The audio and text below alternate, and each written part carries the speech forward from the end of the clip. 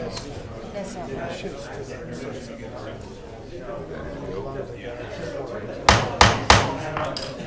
I can have your attention, please, if you would, please rise. This time I'd like to recognize Pastor Jackie Brown with Second Baptist Church to give us our invocation.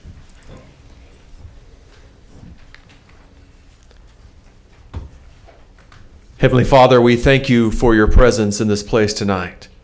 We thank you that you are an almighty God, that you're a powerful God.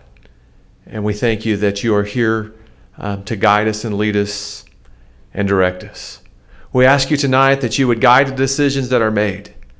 They would be decisions that honor you, decisions that are the best for the people, and decisions that bless the people of this community and meet the needs of people in this community.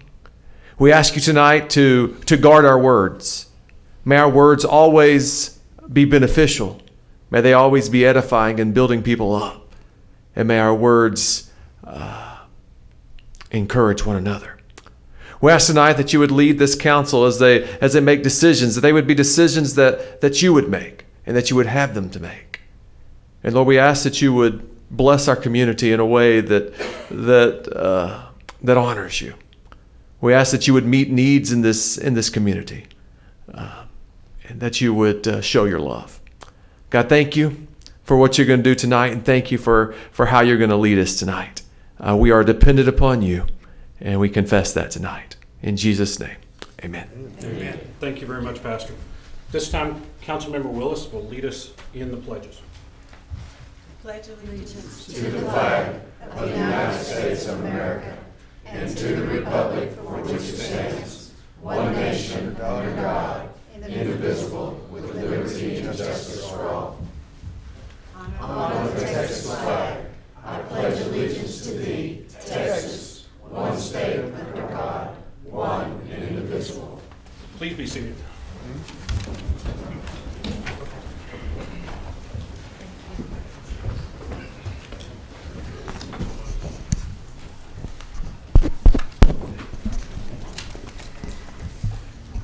Okay, next we'll move to the consent agenda.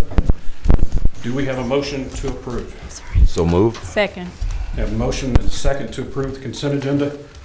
All in favor, please say aye. Aye. All opposed? Motion passes unanimously. Next, we move to other council action.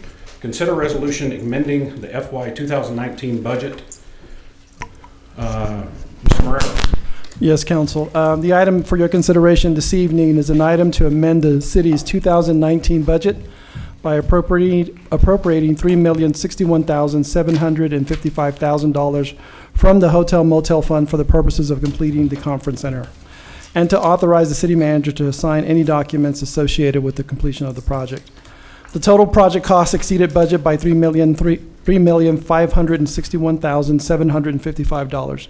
However, in 2008, the City Council reserved $1 million of FY 2018 dollars and also appropriated $500,000 out of FY 2019.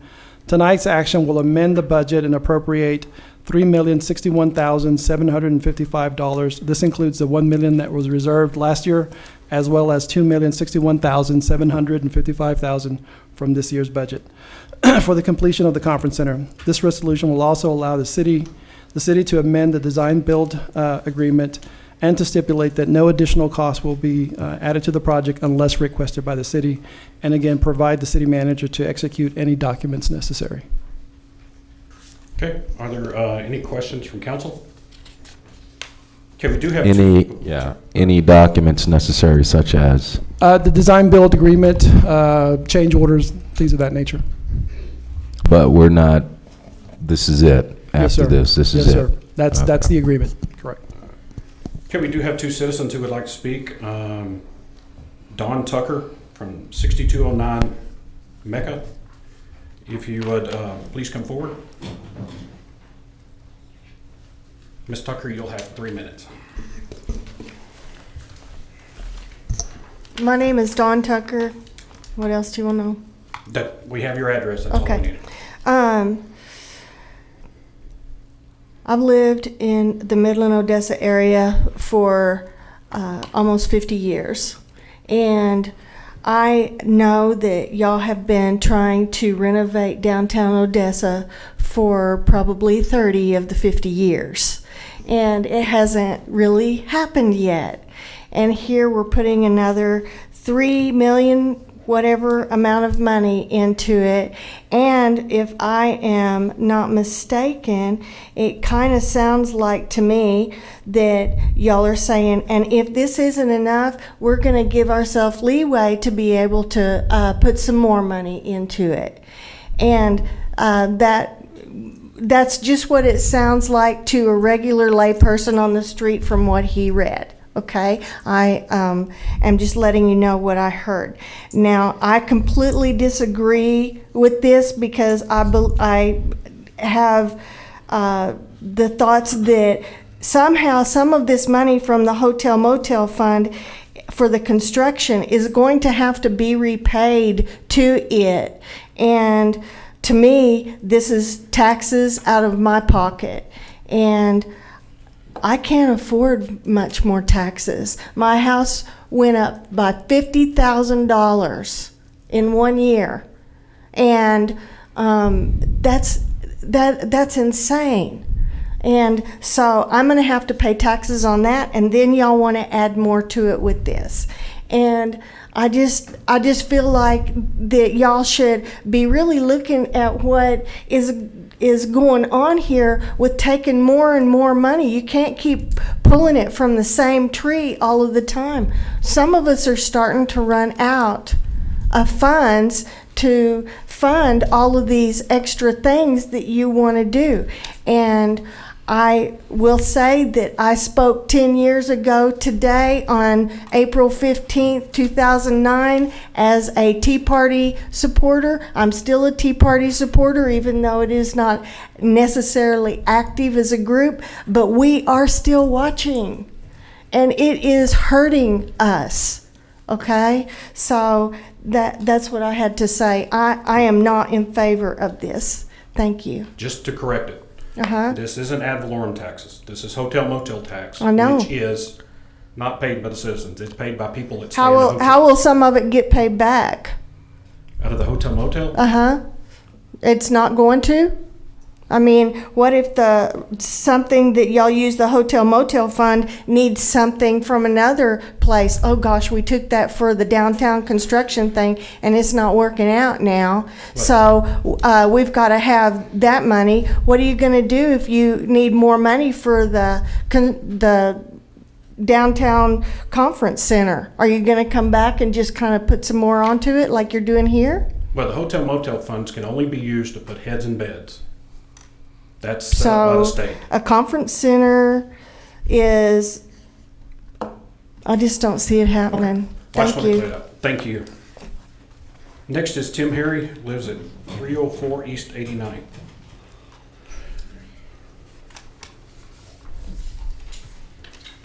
Good evening. My name's Tim Harry. Just kind of wanted to address you guys on the convention center idea. There's not a lot of us in town that don't want to see improvements that happen in our town, but there's a lot of things that need to happen before we start putting money towards things that not everybody's going to use. We need streets, we need more officers on the ground, we need a bunch of other things. I understand that this comes out of the hotel motel tax fund.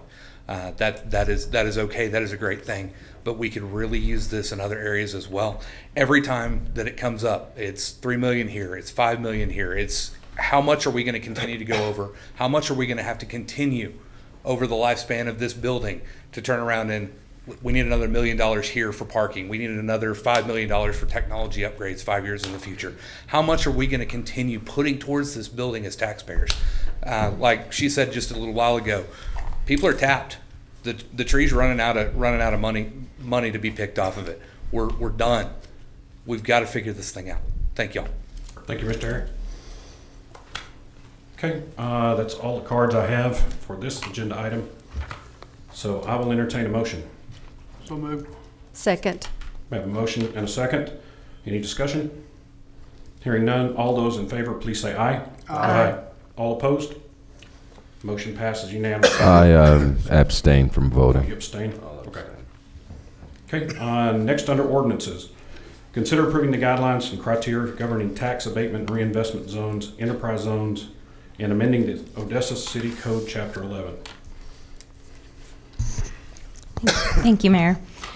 So our tax code requires that any municipality that takes part in a tax abatement program that we're required to establish guidelines and criteria. And about 2 years ago, on June 13th of 2017, these guidelines were recommended by the Tax Incentive Committee and adopted. And a legal review this year's, it's due. Our 2 years are almost up. And legal reviewed and no revisions are recommended. However, one of the things that we would like to do is codify our guidelines and criteria for transparency purposes into our code of ordinances. This would require us to change the title to Chapter 11 to Taxation and Finance, and then add a new article, Article 11-3, which would include this tax incentive guidelines within it. Okay, are there any questions? Okay, if not, I will entertain a motion to approve. So moved. Second. We have a motion and a second. All in favor, please say aye. Aye. All opposed? Motion passes unanimously. Next to the resolutions, consider the adoption of the resolution of the City of Odessa, City Council of Odessa, Texas, relating to giving notice of intention to issue City of Odessa, Texas Combination Tax and Revenue Certificates of Obligation Series 2019. Mr. Morero. Yes, Council. If the Council recalls, we've had several meetings with the City Council to discuss this topic. You've had presentations by several of our departments on the immediate needs for the City of Odessa.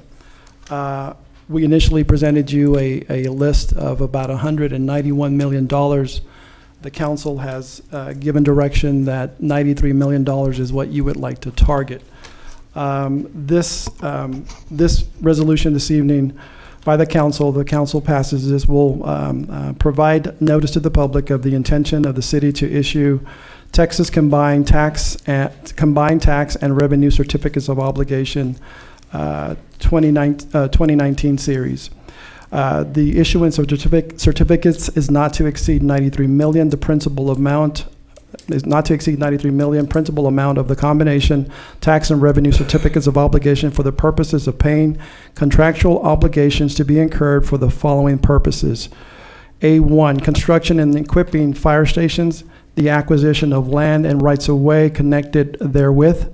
2, constructing, improving, and equipping police facilities, including a multi-purpose building, and an animal shelter. 3, constructing and improving, equipping parks and recreational facilities, and the acquisition of land, rights of way, in connection therewith. 4, constructing and improving streets, including related sidewalks, curb, gutter, drainage, street lighting, landscaping, and public safety improvements, and the acquisition of land and rights of way connected therewith. 5, constructing, improving, and equipping administrative facilities. And 6, constructing drainage improvements and to pay for professional services of attorneys, financial advisors, and other professionals connected with the project and the issuance of the certificates. We also have George Williford with us today. George is with Hilltop Securities. They are the city's financial advisor. Oh, I'm sorry, Mayor. And also, I will. Tonight's action, as I mentioned, is just merely is the notice of intent to issue certificates of obligation. There will be publication of this notice. It will happen on this Friday and the following Friday. After which we will continue to provide information to our financial advisor. They will also provide that information to the rating agencies. We will have a call with the rating agencies the week of 7/22. We anticipate the receipt of ratings on 8/2. We also anticipate the pricing and marketing issues, to discuss pricing and marketing issues with underwriters. That will be overseen by Hilltop Securities. That will occur on 8/12. And also the City Council on 8/13, at a regular City Council meeting, will consider the authorization of issuance of certificates of obligation and approving the sale of those certificates. Okay, are there any questions from council? Okay, we do have some citizens who would like to speak. Larry Robinson from 2219 East 8th.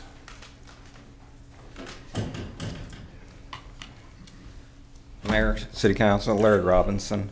On this, I had some question. Is there a special timeline on this bond issue necessary to get that underway right away, or? He just gave those dates. Go ahead and give those. Yes, so we were today is the first step, if you will, and the hope is to have things wrapped up and approved by the council on 8/13, which would we would then anticipate the delivery and receipt of funds on 9/12.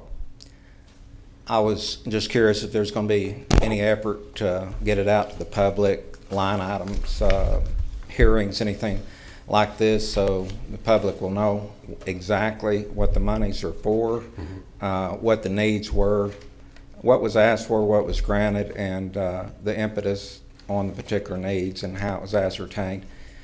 And will there be any discussions, any more hearings? Yes, sir. There'll be 2 public hearings on this. And another question I had, and it's a combination revenue and tax. What percentage is going to be what? I mean, what's going to be the heavy end of it? So this will go toward the debt portion of the city's property tax. We don't have final numbers yet, but we anticipate to have those from ECAD July 20th, and we'll be able to provide that information at that But time. you're not basing it on appraisals. I mean, you are basing it on appraisals? Ultimately, the rate, valorem? yes, sir. Ultimately, the rate will be based on What what, would be your formula for taking a percentage? Where would it be? What would be the breaking point on how much went to revenue and how much from taxation on ad valorem? yes, sir. We do not have that information completely yet. We only have preliminary numbers from ECAD. Once we get the final numbers, we'll be able to provide the public and the council that determination. It'll be available? Yes, sir. The timing of this meeting, I mean, last week there was a meeting, joint meeting between the council and the courthouse. And I mean, here we are in the heat of summer. Not a lot of people here, quite a few, but this is starting in a time when a lot of people are absent. And couldn't this be pushed a little bit further down the road to where people off vacation, back in school, and really seeing how they're pinching pennies? And is there anything to do the timing with the push for courthouse again? I know that's not city, but we all live in Ector County. No, this is not tied to the courthouse at all. No, I know there's no competition to get ahead of them on this. No, sir. Getting this issue, this tax Courthouse, obligation. they really haven't even looked at the way they're going to fund it because they're still trying to determine. But if that's residents their of Ector priority. County are, you know, in city of Odessa and are still going to have to look at 2 things pretty soon, probably.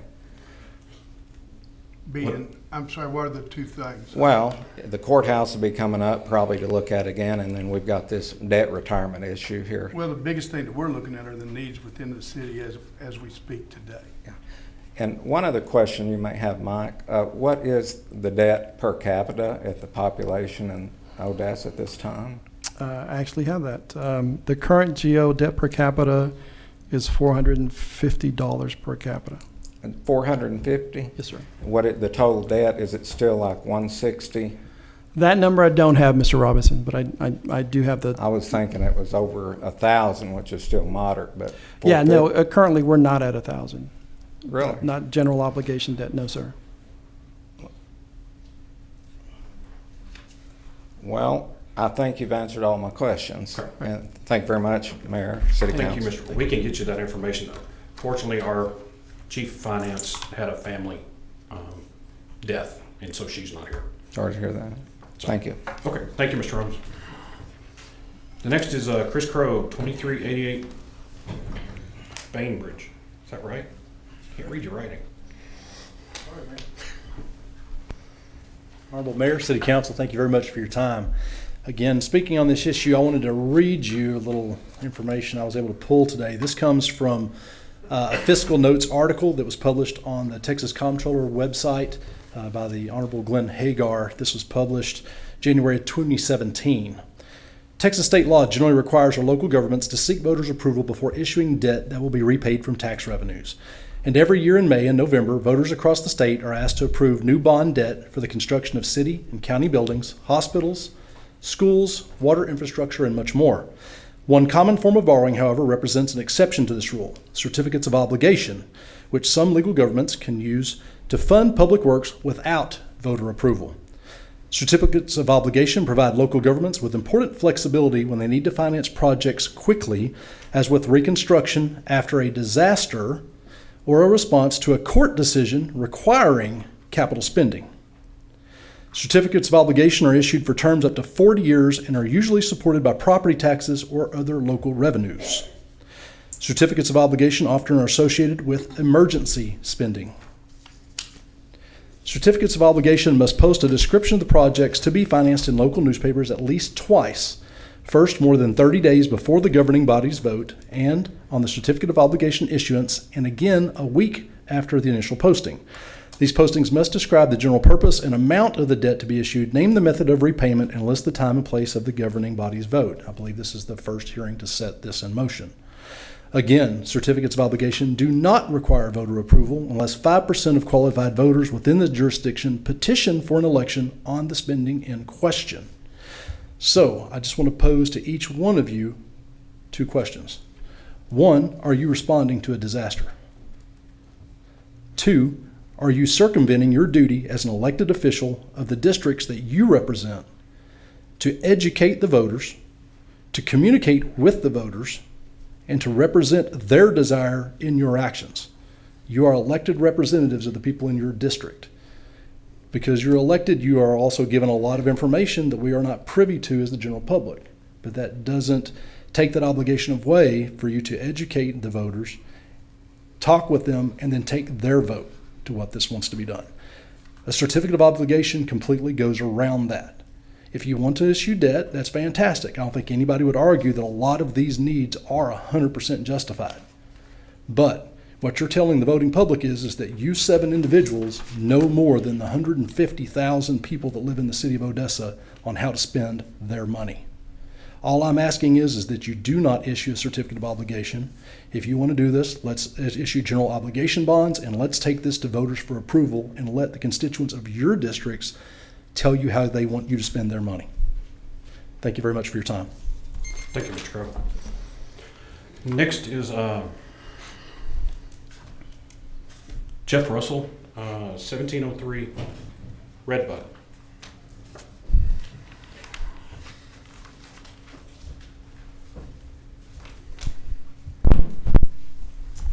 Good evening, and thank you. I would just echo some of the same points that Mr. Crowe made.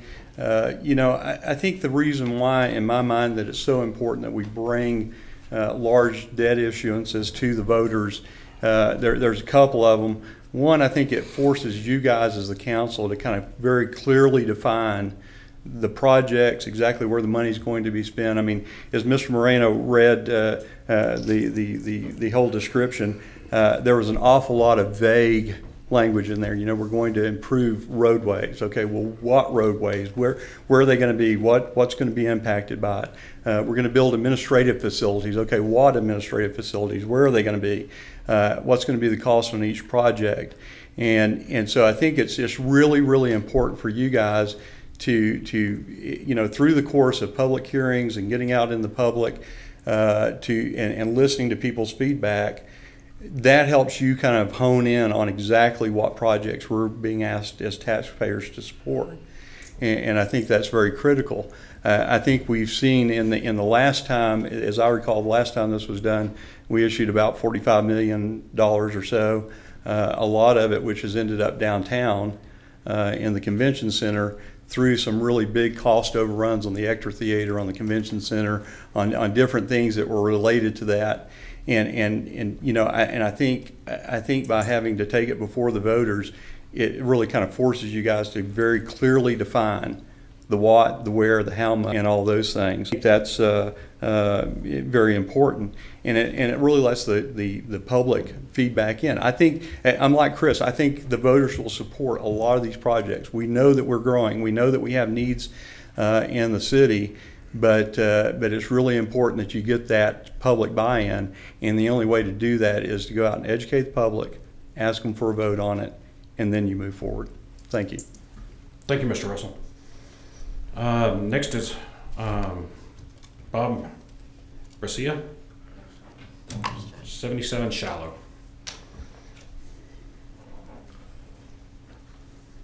Good evening. And the previous speakers kind of said what I was going to say anyway, but maybe I can add to that by just saying thank you, number one, for bringing these needs to our attention, because perhaps the predecessors and the people that were seated in where you are seated now did not do so, and that caused a great lapse in continuity, and now we're faced with a lot of projects and a lot of money to be applied against those projects all at once. So it's kind of like a big get well that we're facing.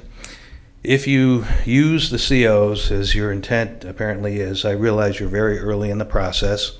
That's fine, that's your right to do so. But if you do, my only advice is, just as the previous speakers mentioned, is to mount perhaps a public information campaign, a rather substantial one.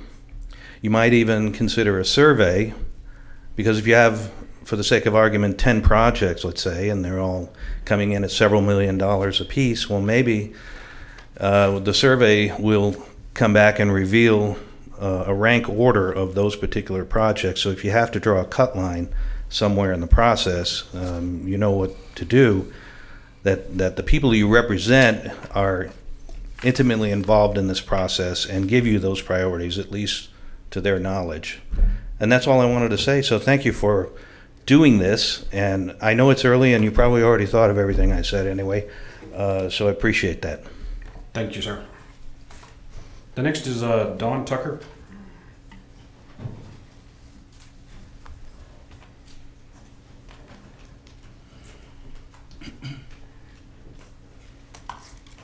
Thank y'all for letting me come up again. Sure.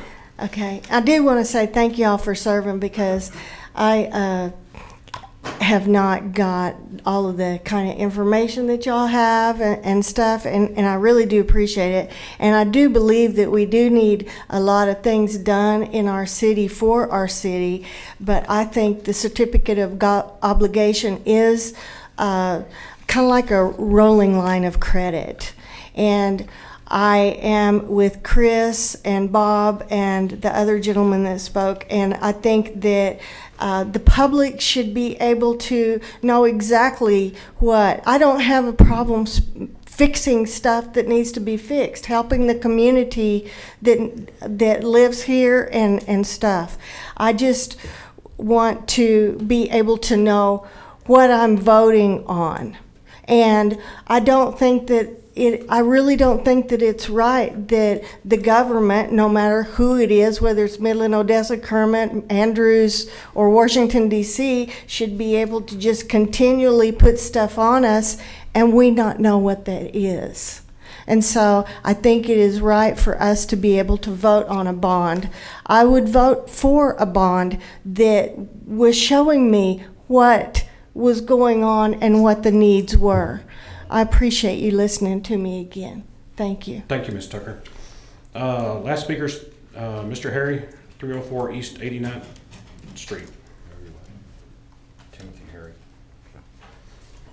I'm going to echo the same sentiments of just about everybody up here. Thank you for everybody for coming out to come speak on this from the citizens. Really highly want to encourage you guys to, let's not do this the easy way. Let's do this the way that it needs to be done, the correct way. You guys really need to come to the taxpayers. We're the ones that we fund the tree. We're the ones we're the ones paying for this. It's really important. We do elect you guys. Every one of you have been elected by everybody that are here, but it is important for y'all to hear from us on what needs to be done. It doesn't need to be a pet project of whatever group or whatever's going through. And I'm not accusing anybody or saying anything along those lines, but I am saying we do need to have that done. This isn't something that needs to be a 2-month project of rush it through and get it done. This is something that we really need to think about. $93 million is a ton of money. That's not just a little bit. That's not we need to fix something. That is, we haven't planned for something.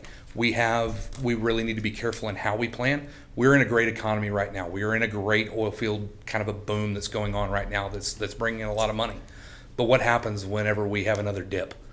We need to make sure that we're able to pay that money back. We need to make sure that everything's there. And I think a 3-month, 2-month, whatever this ends up being, our total time to turn around, is not enough time for y'all to think about it, and it's not enough time for the taxpayers. please put this up for a bond obligation in November. Thank you.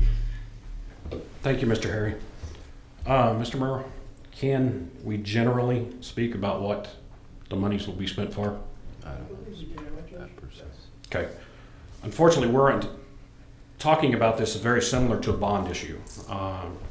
If you are an elected official and you have a bond issue, you cannot speak for or against. That's just the way Texas law is. As far as fire department, looking at building a new fire station and a total rebuild of another fire station that is outdated and is too small.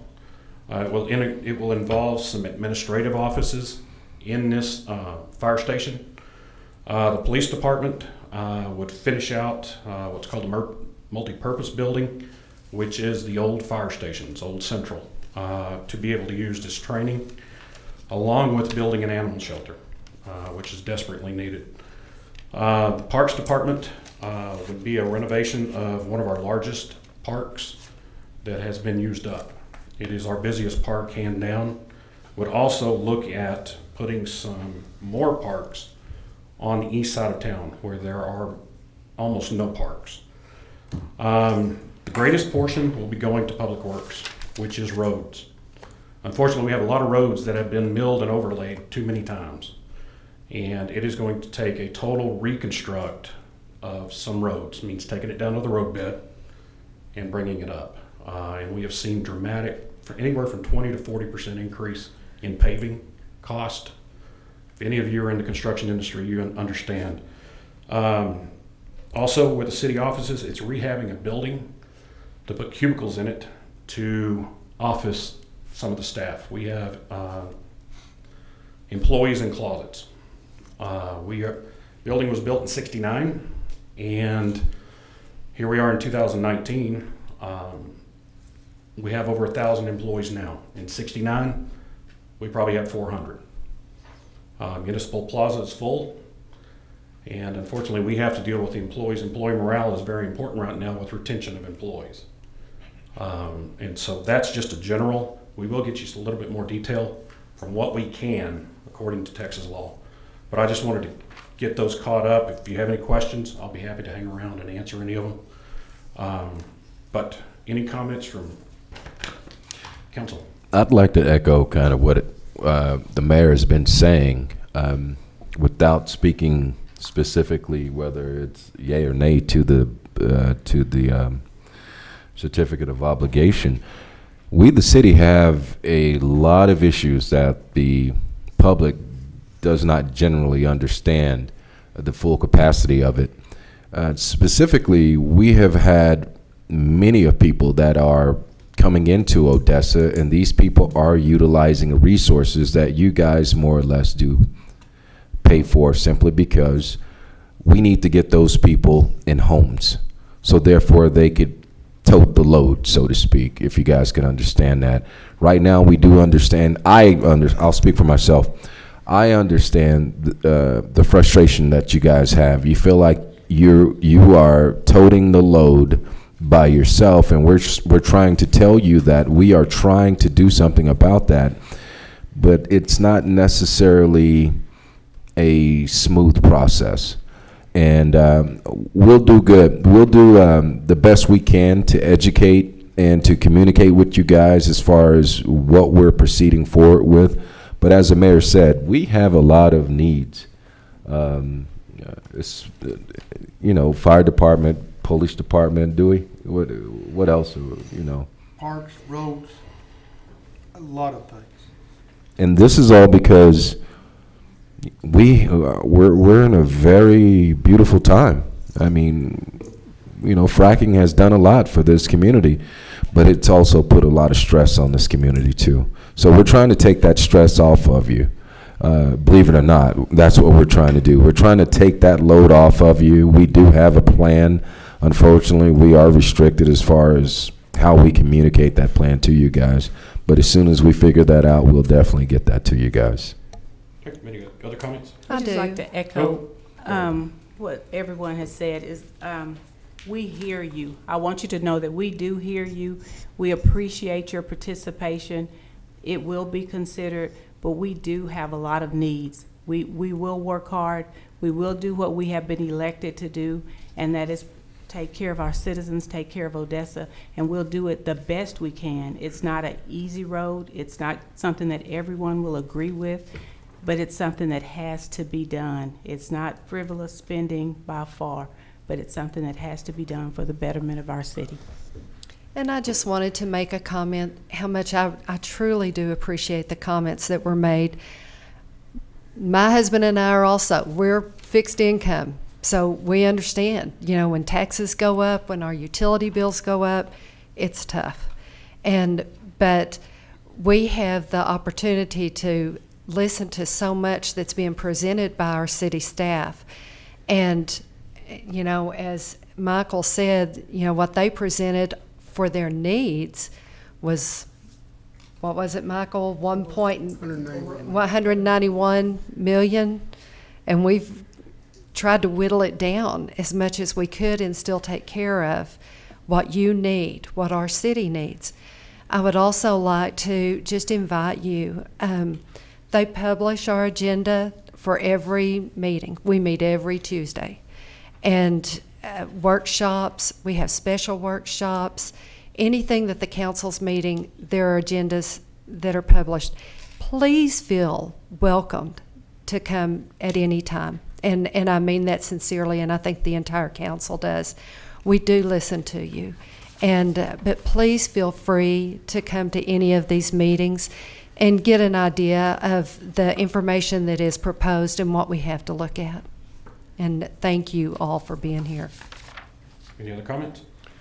We've spent months listening to different capital improvement suggestions, ideas, and in that we did whittle it down to what our needs are. It's not to say that, and I don't think anybody here would disagree with any of these projects. If anybody disagrees with the animal shelter, you need to talk to my wife, the dog person, because you know we need something. It's a terrible situation there at the animal control shelter. I will say, I hear you. I hear what you're saying about taking it to the people. What I am sitting here debating with myself about is how much am I willing to spend of your money to put it off? You know, it's going to cost. We see from the convention center, anytime you put any of these projects off, it costs money. And so how much are we willing to spend next year, because we're under a time constraint here to trying to be as prudent as possible, and we're also trying to put out the information. But I struggle because I do not want to do anything that interferes with with public information. As Ms. White said, that these meetings are all open. If you had heard all that we've heard, then you'd maybe consider it too light. We had some disagreement amongst ourselves about whether this was enough or not, and so it's tough. But like I said, I struggle with what's right. How much more of your money do you want me to spend? And that's not exactly worded properly, but that's a debate. Anyway, Mike, one question. The 191 million did not include any type of public works needs, correct? Those associated with water, sewer.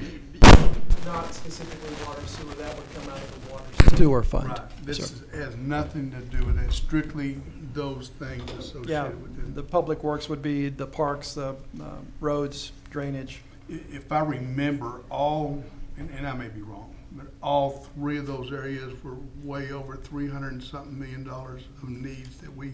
And water and sewer, yes, sir. You're probably looking at $700 million or more in water sewer. Okay. I call for a vote. Okay. Need a motion? I so move. No, second? Second. Have a motion and a second. All in favor, please say aye. Aye. All opposed? Nay. Okay, the vote is 1, 2, 3, 4, 6, or 5 to 1. Next appointment of boards, Ms. Grimaldo. For the Parks and Recreation Advisory Board, appoint Lori White and Casey Hallmark. For the Planning and Zoning Commission, appoint Leonard Byrd for District 1.